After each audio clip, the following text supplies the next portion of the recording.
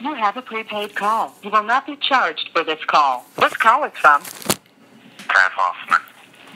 an inmate at Washington State Penitentiary. This call will be recorded and monitored. If you wish to block any future calls of this nature, dial 7 now. To accept this call, press 5 now. To decline this call, hang up. Thank you. Good afternoon, sir. Good afternoon, Mr. Hoffman. How you doing, sir? Yes, I'm doing good. I had to contact you again. I've got some information that came to me from my grandniece, Jessie Hoffman, at Insulin, on the reservation. Okay. I wanted to see if you could try to contact these people or Google up their position and maybe talk with them. Jessie, when I called her last Thursday or Friday of last week, she said to me that there was a man who had where she had moved to Omak was there at in the housing complex there with her, and he was a police officer at the time that Dad and I were going to trial in Okanagan. And it seems, from what he told her, that he was told by some official that was over him that he needed to leave that alone. And somewhere along the way in that time frame, and I need to try to nail it down a little bit, but he was told by another individual that all of a sudden he had a $5,000 hit on his life, and he ended up leaving the police department. Now, this isn't the first time that this had happened. There was another one who was a cousin to me, distant cousin, but still a cousin. His name was Carson, and he was also a police officer working for the tribe, like this other one, at about the same time. And his wife, the one that he was with at the time, was between him and her, they were investigating on their own because they knew my dad and knew me, and they knew that this sounded way out of character for them, for us. So he was looking into it and got told the same thing pretty much. And at the same time, during the Christmas holidays that year that we were going to trial and stuff, they had went to a Christmas party, or she had, or something. I don't know the gist of it.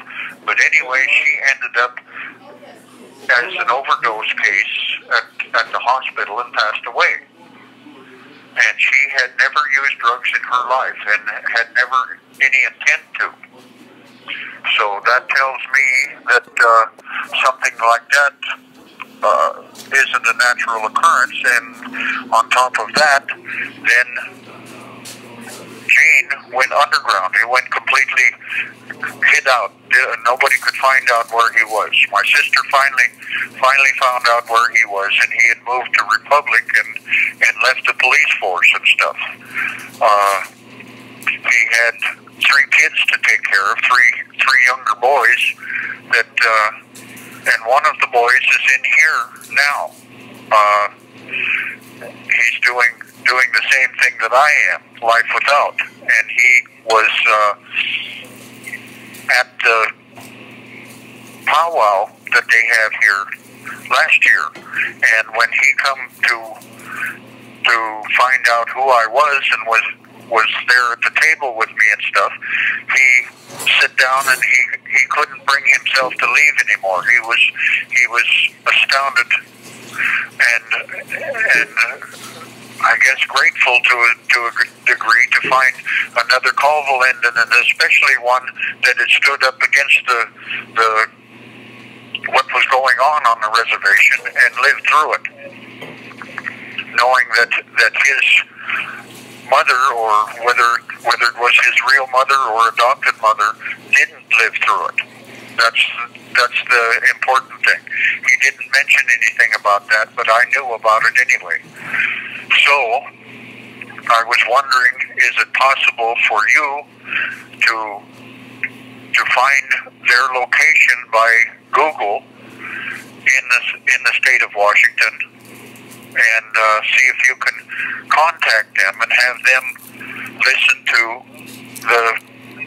the audio tape that you accumulated for Agnes and I on the case. Rudy had to step away from the phone, but I'll Hello? make sure that he hears it.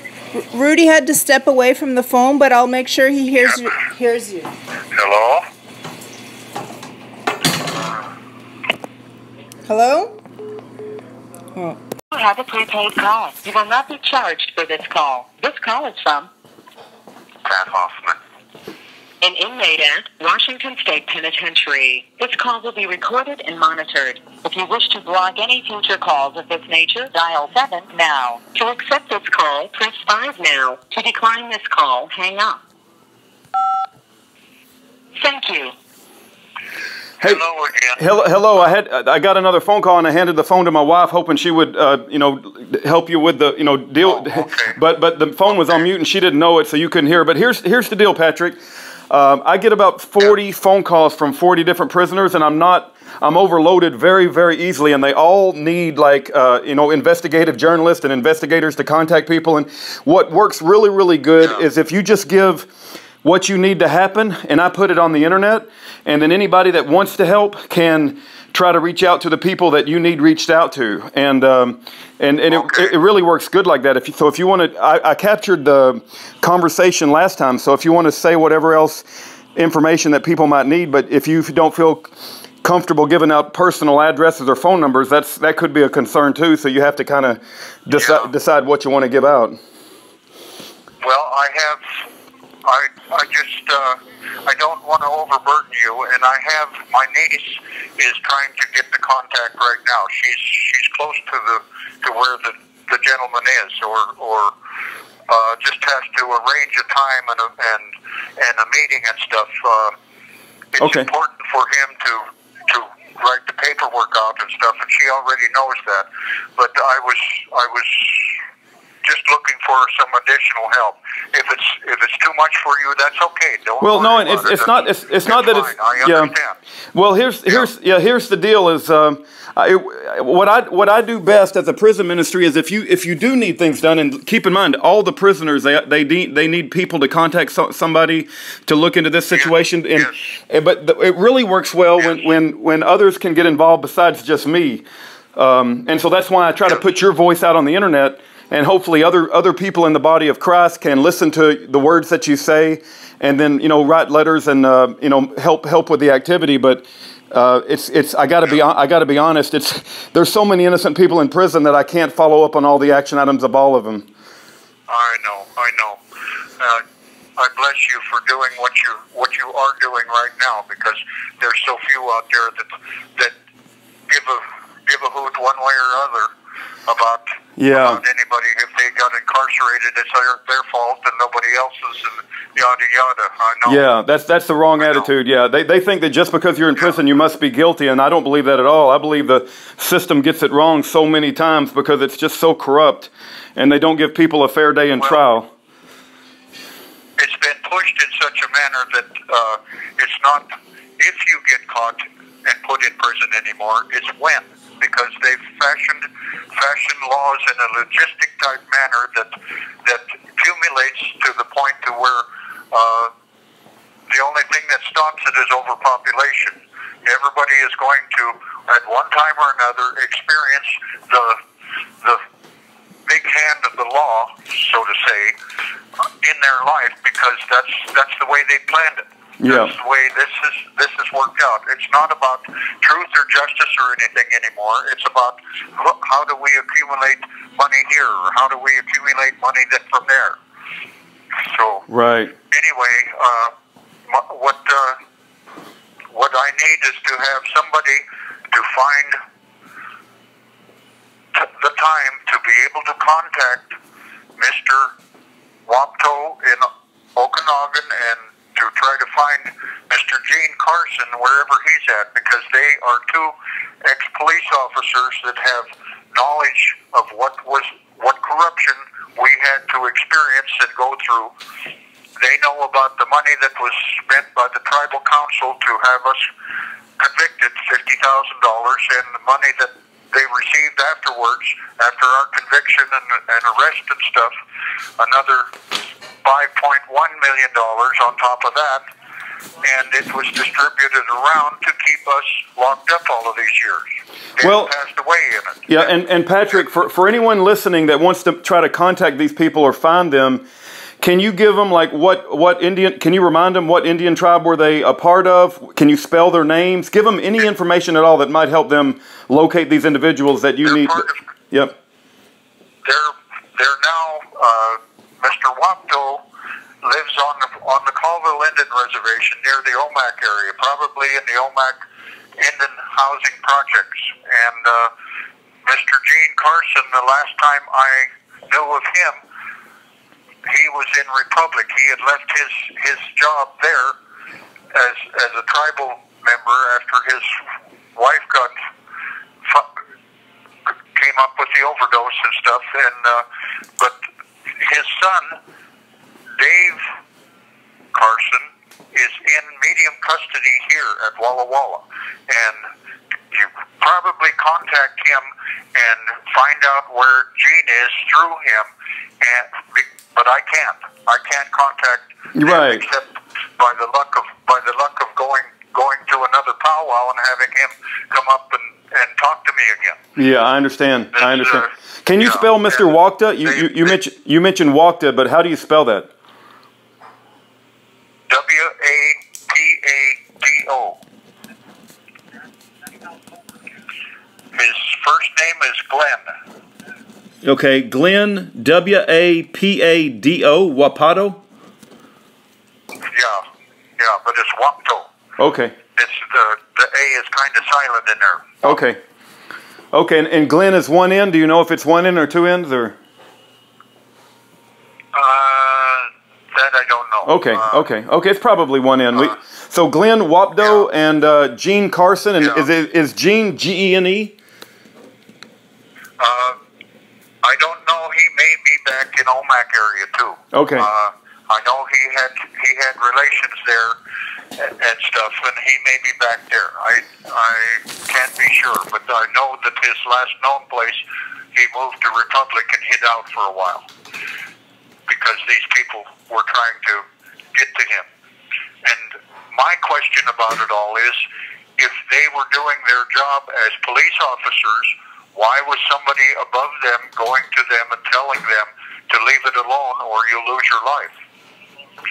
If they're doing if they're doing a lawful thing, then they don't have to pressure them. If they're doing criminal things and want to keep it hid, that's telling. Right. So. Well, I'm trying to look up. You mentioned Gene Carson's son. What's his name?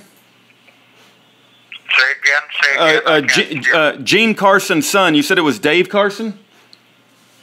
Yes.